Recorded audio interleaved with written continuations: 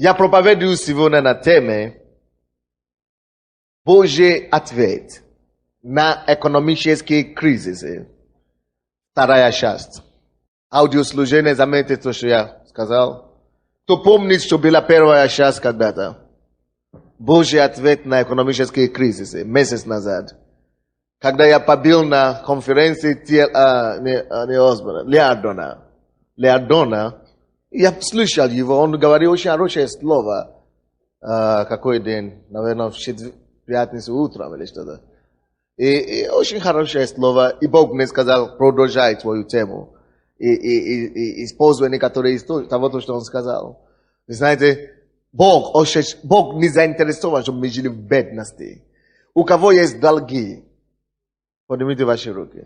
Посмотрите. Еще поднимите ваши руки. Если у вас долги, станьте на ноги. Долги за квартиры, долги за соседей, долги. Видите, что творится? Видите, что творится? Долги предприятия. Посмотрите вокруг. Видите, что творится? Мы еще не видим, что те, которые на фойе, на улице. Видите, что творится? Именем Иисуса, Махала. Поднимите свои руки к Богу. Мы скинем эти долги из себя. Именем Иисуса. Махала Ботика Лабусая. О, дьявол! Я повелеваю тебя. Духи немощи, долгов. Именем Иисуса. Малабакария Бакатея. Арикабоса Катерия Балиде. Иландама Никетабuro. Aboru Kotabindi Alala Bidada Daya. Irekelemo Sitindia. Makabara Bokobo. Ildabo Sindiria. Oh, Jesus. Viga essa Господа, моими братьями и сестрами. Я именем Иисуса повелеваю всем долгам, всем кризисам экономическим, всем нехваткам экономическим уйти прочь! Дьявол, убери твои долги! Уберись! Жизнь моего брата, моей сестры, моих братьев и сестер во имя Иисуса! Господь, я прошу тебя сейчас, чтобы ты двигался сверхъестественно. Через это слово найди клиенты. Найди клиентов, Господь. Найди контракты, Господь. Найди сделки, Господь. Найди, Господь, работы. Найди приложения. Найди контракты для всех этих людей. Чтобы сверхъестественно они нашли способы покрыть эти долгов во имя Иисуса. Иисус, делай это. Я прошу тебя об этом. Я вижу чудо твое. О, пускай люди начинают приходить со свидетельствами. Я вижу это чудо, Иисус. Найди работы, найди высокооплачиваемые работы, найди выгодные контракты для твоих детей, Господь. Господь, я верю в тебя. Я стою за них. Я прилагаю мою веру к их неверии. Мы получаем ответ. Мы выходим из этой ситуации. О, Господь, дай нам увидеть твою славу до конца этого года. Во имя Иисуса. О, я весь, Господь. Я благодарю тебя, что ты сделаешь что-то. Ты посетишь нас, и наша жизнь изменится к лучшему. Во имя Иисуса Христа. И весь народ сказал: Аминь. Понимаете, присесть. Поэтому я проповедую эти проповеди. Так что, когда я говорю о таких вещах, братья и сестры, я не хочу, чтобы шли разговоры о том, что пастор проповедует о деньгах, или пастор проповедует о процветании. Это нормально. Бог не спас нас, чтобы мы продолжали жить в долгах. Есть у Бога ответы на наши экономические кризисы. Есть у Бога решение. И мы с вами найдем, мы будем копаться в источнике изобилия материального. Поэтому мы служим Богу. Поэтому мы читаем Библию. Есть ответ на каждые человеческие нужды в Библии. И есть ответ от Бога, как выйти из долгов и как жить в материальной достатке. И это будет у нас. Мы дойдем до этого, Бог откроет нам глаза, мы будем делать то, что Бог говорит нам делать, и наша жизнь улучшится. Во имя Иисуса. Во имя Иисуса. Итак, позвольте мне повторить некоторые заявления, которые я делал в прошлый раз. Во-первых, никому не позволено жить нищете, или нехватке, или в долгах, если он верующий. Вообще, если он верующий в мире, по Божьему обеспечению, По Слову Божьему и по благословению, которое Бог населил эту землю, никому не позволено. Никто не должен жить в нищете. Кроме какие-то случаи. Человек может жить в нищете или нехватке, только если у него бедствие. Если вы пишете, напишите. Если есть бедствие, тогда позволено. Тогда понимаем. Люди могут жить в недостатке. Вторая причина, почему люди могут жить в материальном недостатке, это если стихии, природные стихии. Это вторая причина, когда позволено человеку жить в недостатке материальной. Это второе.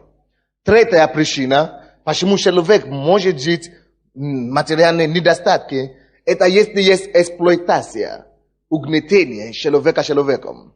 Если есть эксплуатация людей, то есть если, допустим, как Советский Союз был, вы знаете, они не позволили людям зарабатывать деньги, все запрещено. Если ты торгуешь, они говорят, что ты занимаешься спекуляцией и так далее. То есть это эксплуатация, государственная эксплуатация. Но кроме государственной эксплуатации, есть эксплуатация людьми. Вы знаете, есть люди, которые держат рабы до сих пор. Есть люди, которые держат других, в какие-то ограничения. Есть эксплуатация, которая существует. Да, по этой причине, когда нет свободы, когда человек ограничен в правах и в действиях, тогда действительно можно сказать, что человек может жить в нищете. Но кроме этих причин, еще есть, конечно, люди, которые живут в нищете по собственному выбору. Монахи и монашки, и буддисты какие-то, знаете, такие люди, которые уходят, они сами выбирают жить в нищете. Это тоже бывает. И это нормально. Но кроме этих 5 или сколько причин я сказал? 4 причины никому не позволено жить в нищете. Если у вас нет бедствия материального, это, жизни, катастрофы какие-то, если у вас нет стихийные бедствия, если у вас нет эксплуатации, никто не держит вашу волю, ваши права, и у вас нет, монахи, как это, монашки и монахи. Если вы не такие, вы не должны жить в нищете. Это значит, вы не должны жить в недостатке, в долгах. Вы скажете, это невозможно. Жизнь такая. Слушай эту проповедь, хорошо. Закажи себе проповедь, которая была в прошлый раз. Кто имеет эту проповедь? Кто послушал? Божий ответ на экономический кризис. Это было в четверг. Значит, вы не ходите в четверг в церковь. Посмотрите руки. Кто был в этот четверг, когда я говорю Божий ответ на экономический кризис? Только 40% людей. Значит, закажите, пожалуйста. Я думал, что оно есть на продаже. Есть эта кассета на продаже? Аудио, видео. Если нет, сделайте сегодня, чтобы было. Божий ответ на экономический кризис. Но первая часть была. Первая часть этой проповеди обращена к кому-то, что я сейчас скажу. Кроме этих 4 причин, единственное еще есть 2 причины, по какому люди могут жить в бедствии или в бедности, в нищете. Следующая причина – это духовные причины. Есть такие, которые работают, делают все, что могут делать, но все равно ничего не выходит. Тем больше они работают, тем хуже становится их ситуация. Не то, что они ленивые, они работают по 18 часов, по 12 часов, но все равно все просто против них. Все просто против. Это духовные причины, это ненормально. По Божьему закону, и Бог создал мир так, чтобы когда люди работают и трудятся, чтобы они зарабатывали, чтобы они имели что-то. Если это не так, если ты делаешь что-то, не понимаешь, почему у тебя ничего нет, и у тебя голова на месте, у тебя все работает, и ты не можешь зарабатывать, значит, есть какая-то духовная причина. И первая проповедь, Божий ответ, первая часть, именно обращена к этому, о том, как разрушать всякие духовные препятствия, которые мешают нам иметь материальное и финансовое достаток. Вы понимаете меня? То есть через Божьи принципы, духовные принципы, мы можем выйти из проклятия, из кризиса, из материальной недостатки, по Божьему, живя по Божьим принципам. Это было уже первая часть. Now, это пятая причина, почему у человека может быть бедность и недостатка. Когда есть проклятие, или когда есть духовные причины, когда порчи или что-нибудь, или любые духовные причины, или пожирающие. Now, шестая причина, почему человек может жить в нищете, это только если это самая распространенная причина. Лень. Люди не хотят работать. Они говорят, я хочу работать, я ищу работу, я ищу работу. Почему ты не работаешь? Ну, нету работы. Хорошо, на тебе работу, здесь тебе предлагают 40 гривен в месяц. Иди работай. Я? 40 гривен в месяц? Я лучше сижу дома. Это лень. Если у него голова на месте, если он не ленивый, он пойдет на любую. И будет верить Богу, что Бог его поднимет. От 40 до 50, от 50 до 100, от 100 до 200 и так далее. Вы знаете, мы в церкви, и мы должны говорить друг другу правду в глаза.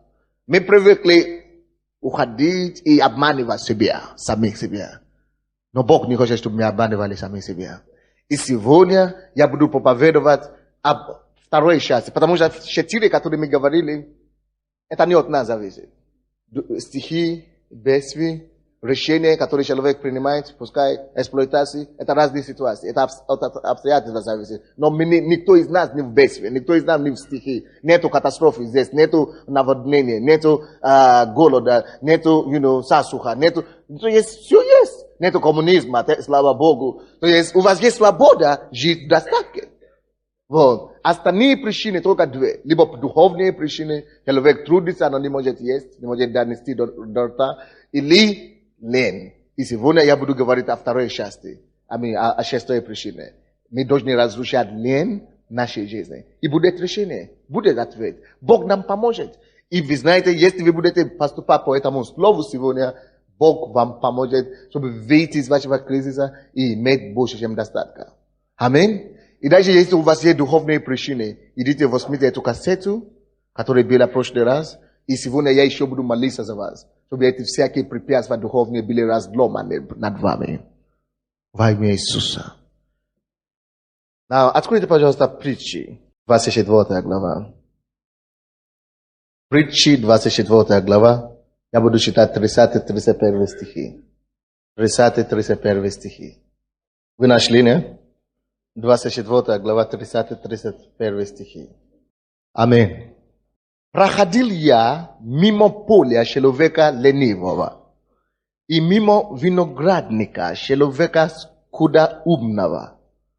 И вот, все это заросло терном. Поверхность его покрылась крапивою, и каменная ограда его обрушилась. Обратите внимание на 30 стих. Обратите внимание на 30 стих. Написано там, проходил я. Это как бы Бог говорит. Аминь. Проходил я мимо поля человека ленивого и мимо виноградника человека скудоумного. Обратите внимание на слово поле человека. Братья и сестры, послушайте внимательно. Бог дал каждому человеку. Слушайте то, что я сейчас скажу. Бог дал каждому человеку, то бы он не был, где бы он не жил, поле, на которое где лежит его успех. Есть поле, которое Бог вложил и дал каждому человеку. Это твое призвание, это твой талант.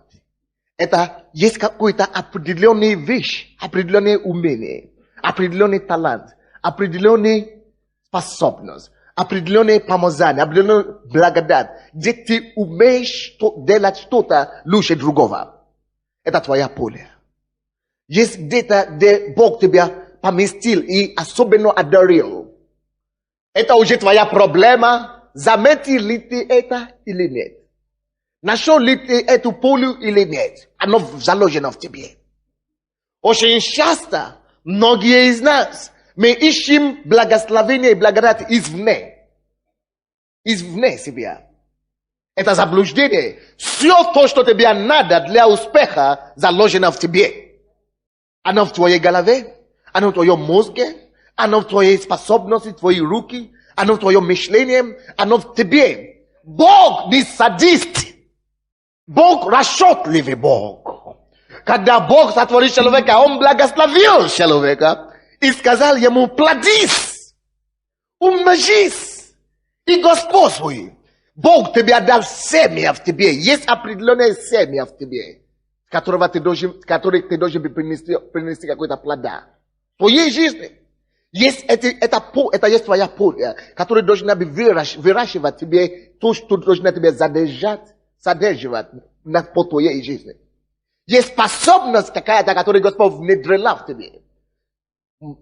Моя поле успеха есть проповедовать. Это моя поле. Я нашел, и я копаю эту поле. Я разделиваю это поле. Я разделиваю свое поле. Но если твоя поле есть враг, то есть ты призван быть врачом. Это поле, которое Бог тебе отдал с природой.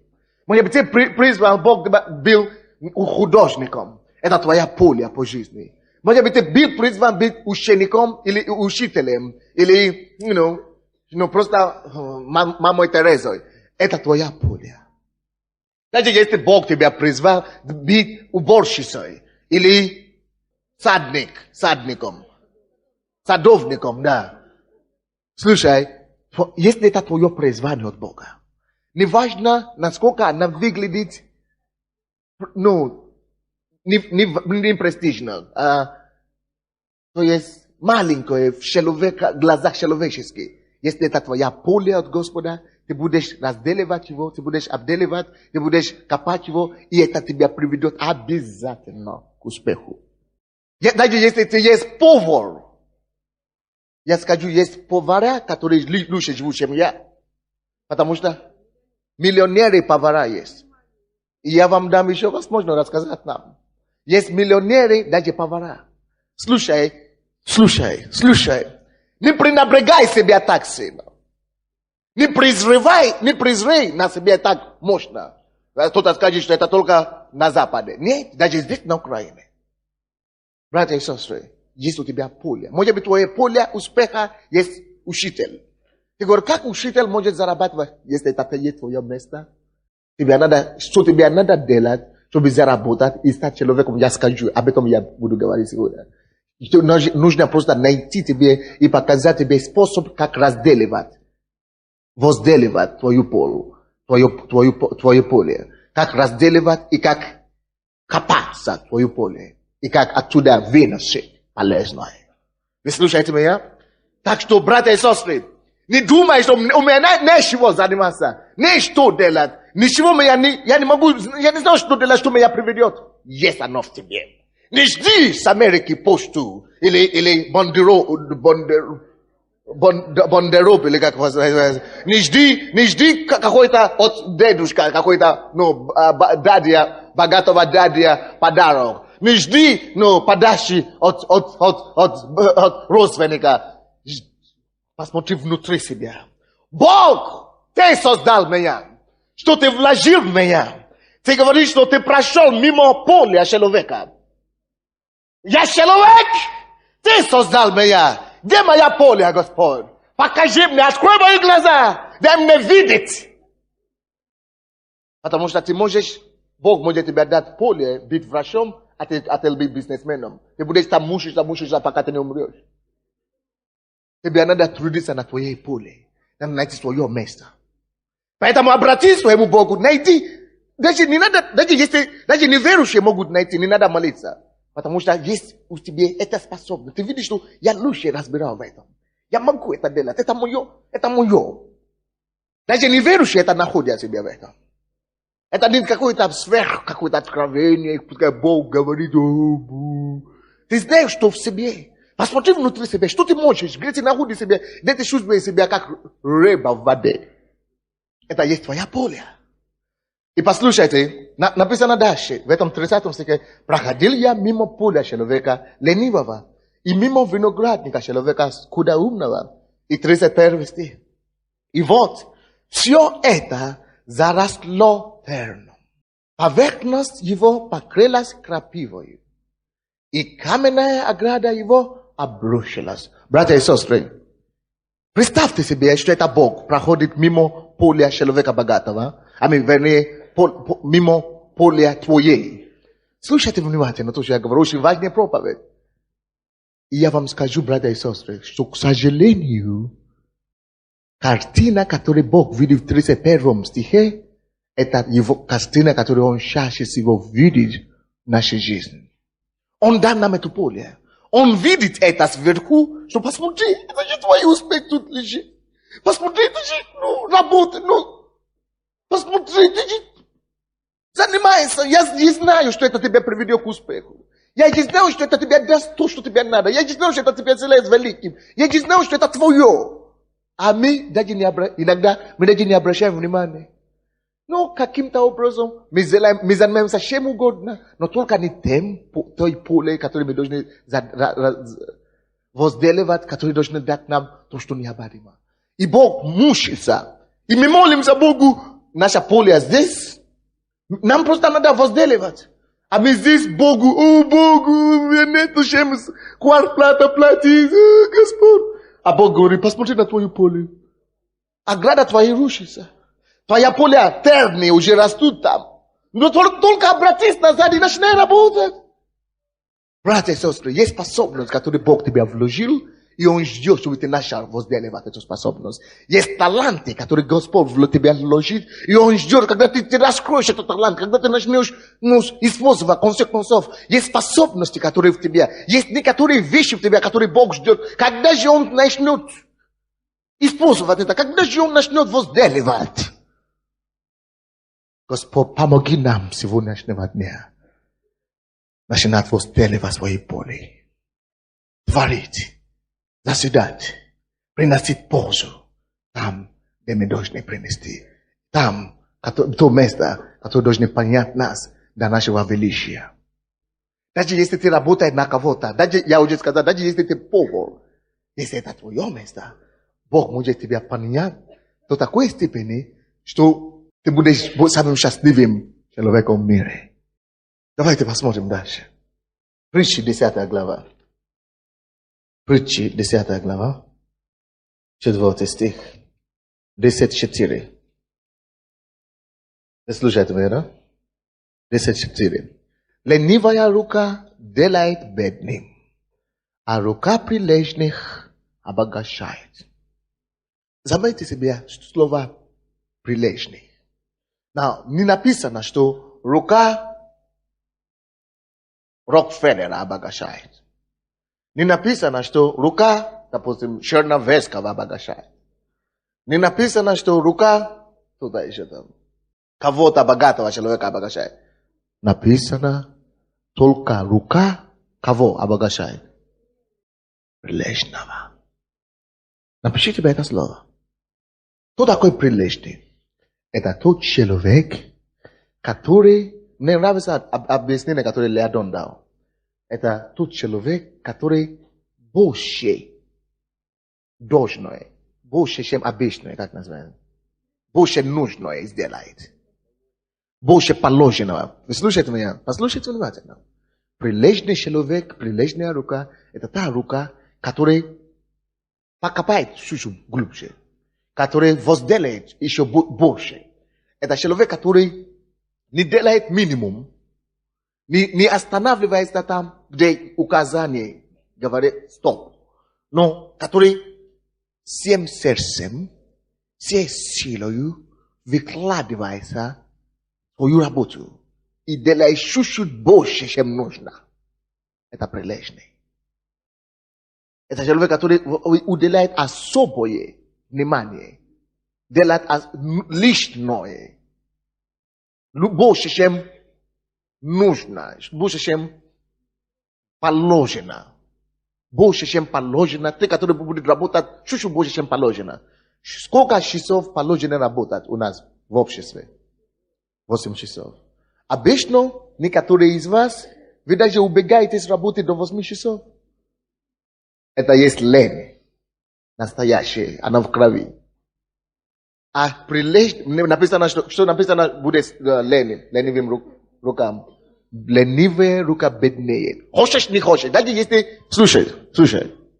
Если ты такой, который работает... Положено 8 часов, ты работаешь 6, 5, 7, убегаешь. Слушай меня. Ты говоришь, концерт, это не мой бизнес, я на кого-то работаю.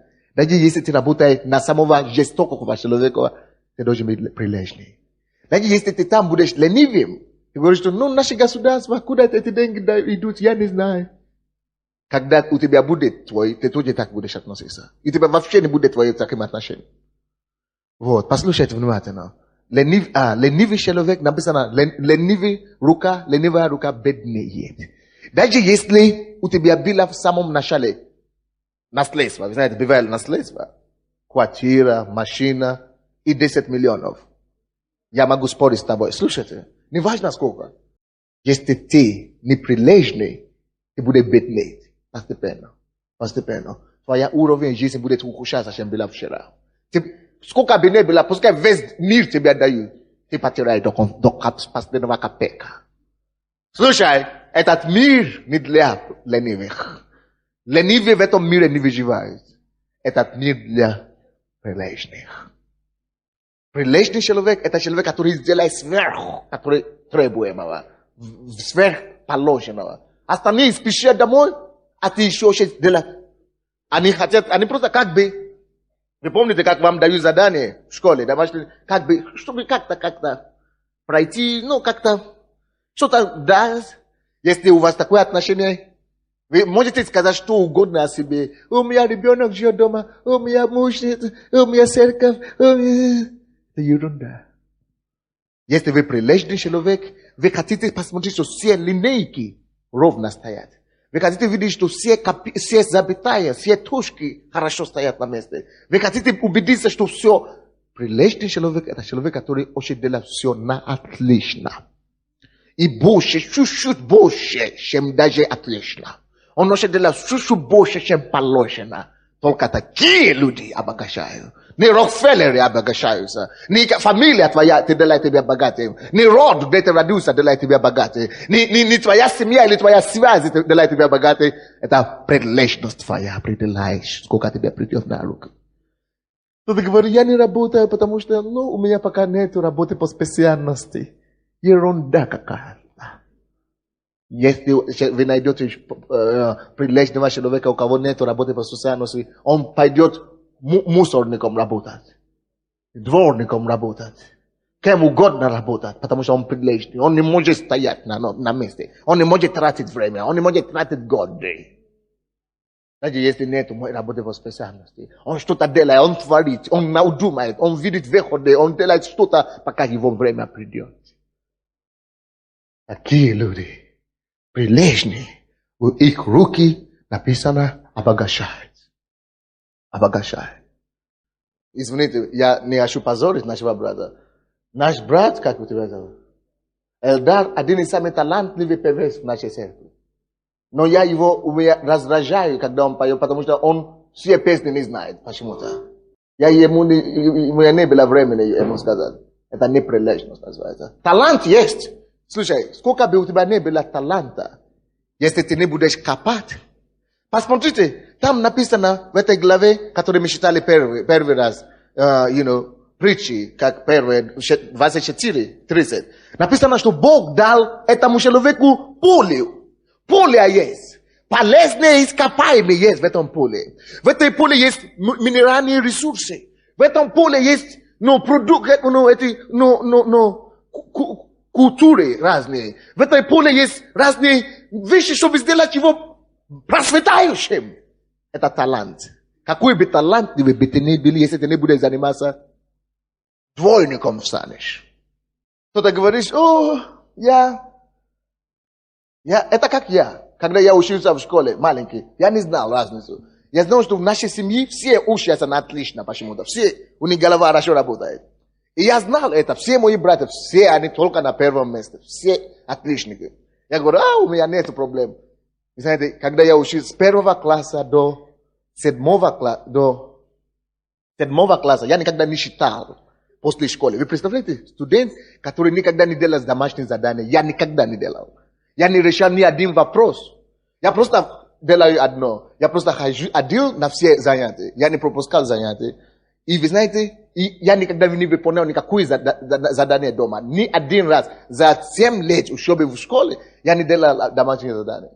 Я даже не считал. Как только что я прихожу со школы, мою сумку со всей книги я заброшена до завтра утра. И вы знаете, я всегда давал, я с 1 класса на 2, я всегда переходил, потому что я был на занятии. Я запомнил.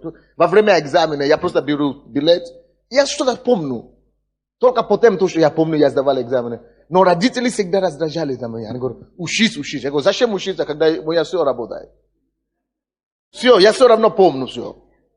Я не учусь. И у нас дома есть такая система, когда не просто люди получают оценки, но если, допустим, 30 студентов в классе, да, еще идет, grade, они положение, какое занимается, кто лучше оценки, кто получил 5 по всем предметам на первом месте, 2, 3, 4.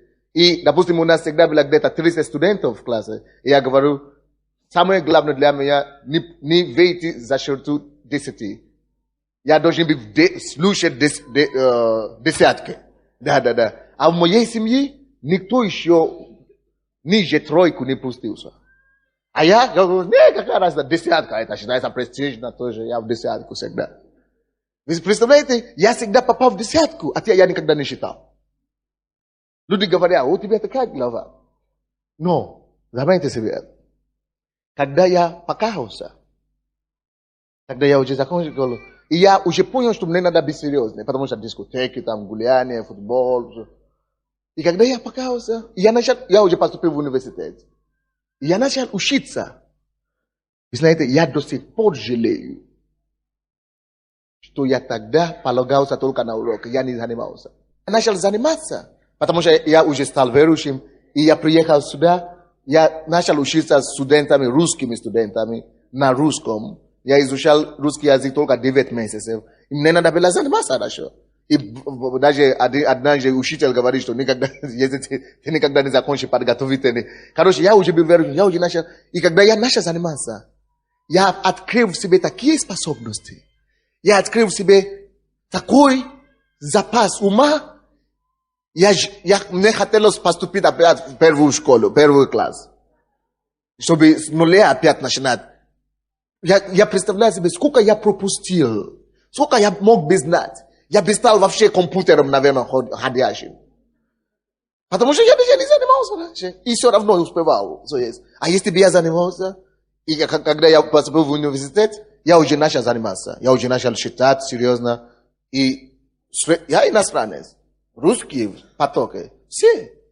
И я был единственным человеком. Когда я уже начал заниматься, который получил, 7 человек получили красный диплом, но я был единственным, кто получил красный диплом, и не было в течение 5 лет пересдачи. Вы знаете, люди делают пересдачи, получили 4 где-то, они хотят пересдавать, или 3 где-то пересдавать, или 2 где-то. Но у меня за 5 лет не было пересдачи ни один раз. Когда я начал заниматься, я начал считать 6 часов в день минимум. Я хожу в школу, в институт, в 8 утра, заканчиваю в 2 или 4, и сижу в библиотеке с 4 до 9. А потом выхожу, или до 10, потом прихожу домой в общежитие. Когда я начал заниматься, я усвоил русский язык, я учился на отлично. И я понял, что братья и сестры, это то же самое. У всех нас есть таланты, у всех есть какие-то способности. Но если ты будешь полагаться только на твой талант, ты не будешь копаться, ты не будешь работать, все равно ты никуда не годишься, ничего не выйдет. Вы слушаете меня, да? Надо трудиться, надо работать. Поэтому только такие прилежные, которые делают все то, что надо, и все больше, чем требуется. Они, в их руки приходят руки. Рука прилежная, что делает? Рука прилежных обогащает. А рука ленивого, что?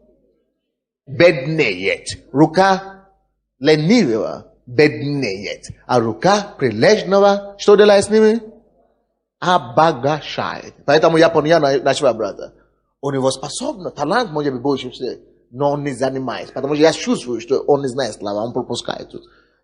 Вот. А это значит, это плохо. Он не занимается, значит. Конечно, не обижайся на меня, что я тебя понял. Давайте посмотрим Екклесиаст. 10 глава. Екклесиаст 10:18. Екклесиаст 10:18. Кто-то скажет, нет, у меня есть помазание. У меня есть помазание. О, Бог меня выбрал, избрал. У меня все есть. Слушай, не помазание обогащает. Не дар обогащает. Не благодать обогащает. Это прилежность приносит обогащение. Это и духовное обогащение. Это и материальное обогащение. Это и другие обогащения. Не просто богатство, не имеется в виду только материальное. Только денежное. Нет. Екклесиаст, посмотрите, 10:18. Екклесиаст 10:18. Вы нашли, нет? От лености обвиснит потолок. От лености обвиснит потолок. И когда опустятся руки, то протечет дом. От лености обвиснит потолок. Послушайте, братья и сестры. Что это? О чем это говорится? Слушайте внимательно. Дом уже есть. Вы слушаете меня? А? Шум есть в зале. Дом уже есть. Даже если тебе будет подарено дом бесплатно. Дом уже есть. Потолок уже есть. Все есть. Но если ты не прилежный, от ленивости, от лености, как называется, потолок рухнет на себе. И дом сам развалится. Поэтому я и говорил в прошлый четверг, что лотереи, люди, которые выигрывают лотереи, они не есть успешные люди. Ты можешь выиграть 10 миллионов лотерей, тебе дано богатство, ты не приобрел богатство. Люди, которые ожидают, что им дадут что-то, они никогда не успевают, не бывают успешные. Настоящий успешный человек, он достигает, он хочет сам достигать, он хочет своими руками заработать, он хочет трудиться, он хочет, потому что человек, кому дано богатство, он не знает, как это богатство заработано. И когда она закончится, он не будет знать, он будет опять ждать, чтобы ему дали. Он не будет знать, как приобрести сейчас. Поэтому люди, которые дают, которые дали богатство, или которые выигрывают лотереи, они не есть успешные люди. Успешные люди, это те, которые копались, которые зарабатывали. Потому что даже если эти деньги украдут, или эти богатства уйдет, они знают пути, которые привели их к первому богатству, и пойдут по этой пути. И Бог всегда спешествует таким людям. Он пойдет им навстречу. Поэтому я говорю, даже если дом есть, лень сделай, чтобы там потекла. И чтобы рухнула стена этого дома, если ты не прилежный. Будет хуже и хуже. Братья и сестры, это Божий ответ на экономические кризисы. Если мы хотим выйти из экономических кризисов, как верующие, братья и сестры, давайте мы станем прилежными.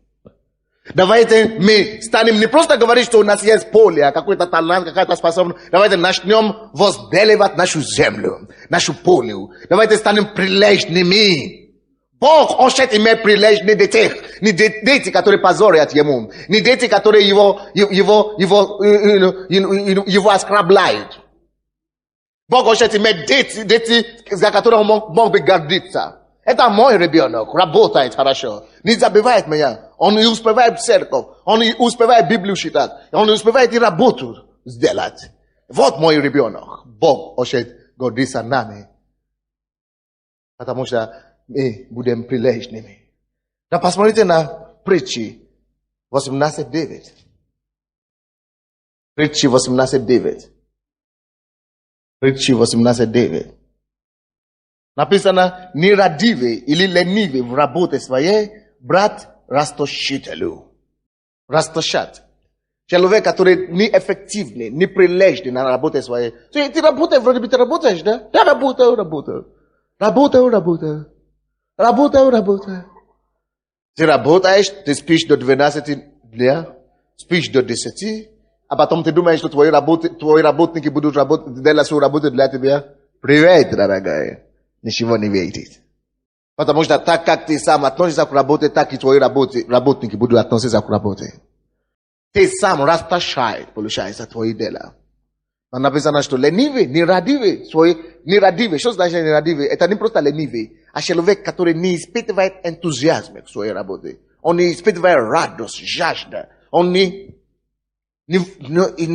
not excited about it. Вы должны быть радивы, вы должны чувствовать побуждение, возбуждение к своей работе. Даже если там платят тебе 10 копеек.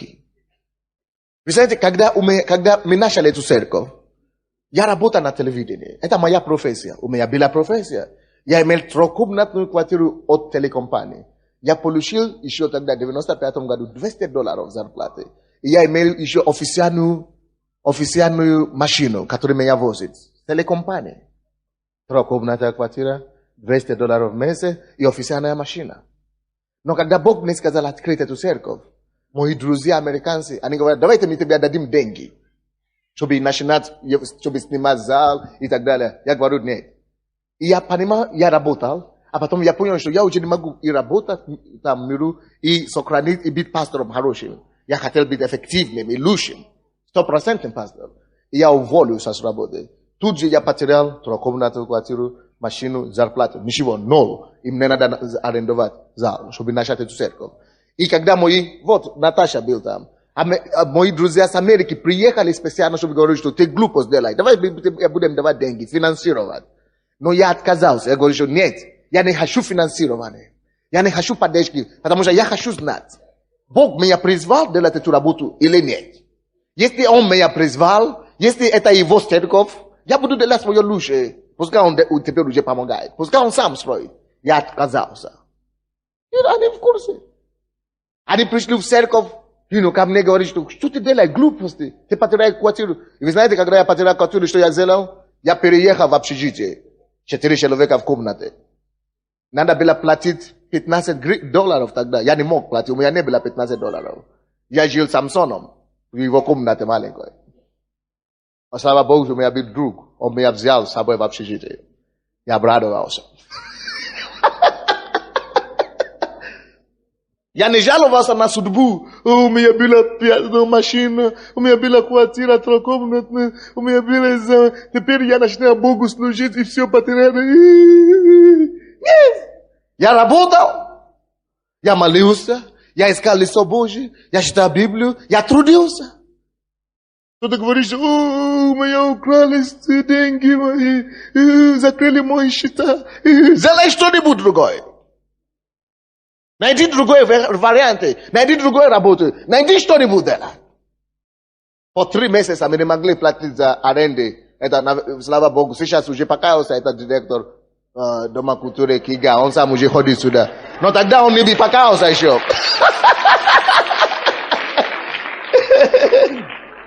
Тогда он еще не покаялся. Но он был благорасположен к нам. Он простил, что через месяц или через 2. Но мы тянули до сих пор. На сегодняшний день я уже не живу в общежитии. Мы уже не задерживаем оплату за аренду на 3 месяца. 10 тысяч уходит на аренду помещения каждый месяц. Мы платим. Бог контролирует. Бог никогда не оставляет прилежных. Бог идет им навстречу. А ленивый и нерадивый по своей работе, он растащает даже то, что имел. У тебя должна быть такой энтузиазм на твоей работе, чтобы, даже если у тебя нету, вы говорите, если я не могу платить за аренду, какое еще благословение или зарплата? А зарплата вообще мечта нету. Не было. Но радость, но была вера, что Бог не оставляет прилежных. Братья и сестры, возьми за работу, и Бог тебя не оставит.